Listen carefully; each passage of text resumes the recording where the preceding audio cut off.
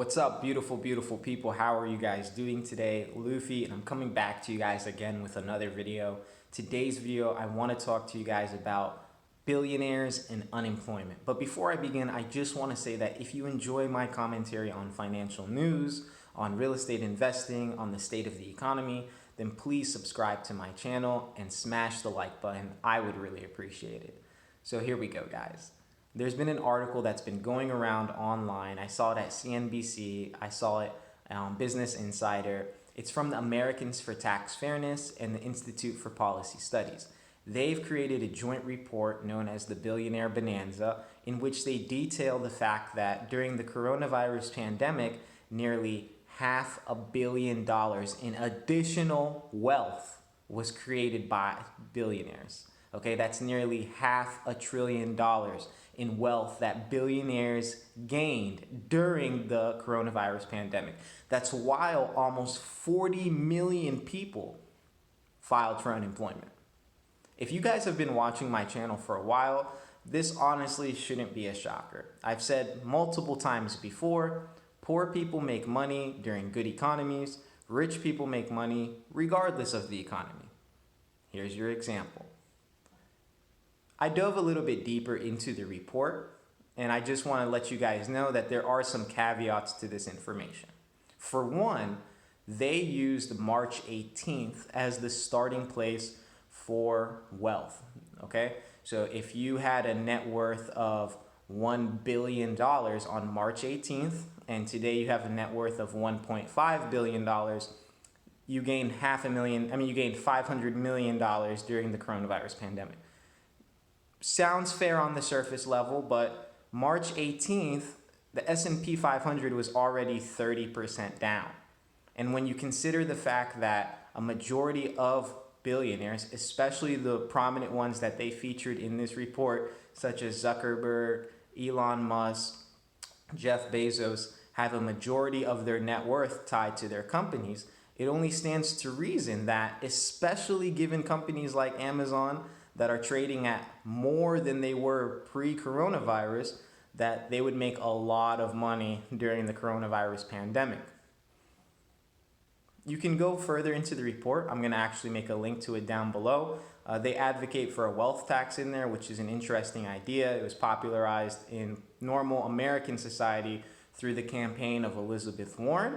It was popularized in economic circles a little bit before that with a book called Capital in the 21st Century. I highly recommend that you guys read it. If you have it, it's fairly dense, but it basically just describes the phenomenon of inequality, how the author believes that inequality is a natural function of capitalism, and any time that the rate of return on capital exceeds the rate of growth of the economy, natural inequalities will emerge.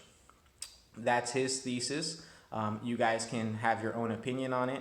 I have my own opinion on it, but it's good to know all of the information and relevant details on hand. So that's why I'm sharing with you guys. So in case you see this article, just understand that there's more to it than the headline figure, although it shouldn't shock you either way. You know, and also, to be fair, the Americans for Tax Fairness is a left-leaning organization, think tank. So they do conduct a lot of surveys and research that help support their vision or idea of how American ideals should be, aka public policy. Now, moving on from billionaires to unemployment, complete 180 there. And along the lines of along the same vein, unemployment rate, if you guys have been following my channel for a while, should not be the main metric. The headline unemployment figure should not be the main metric that you use to gauge the severity of the economic impact of the coronavirus. And a lot of this is because of labor force participation, because of delayed reporting, and just a host of other issues with using a headline unemployment number.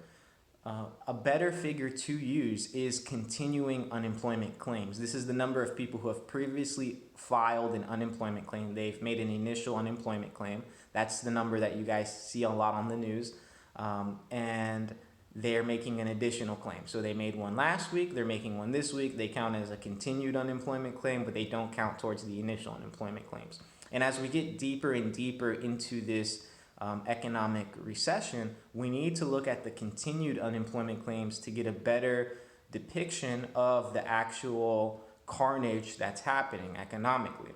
Of course, as we're 2 months in almost at this point, the number of people filing for unemployment, of course, is going to decrease. Although we're still at record highs, 2.4 million announced just yesterday.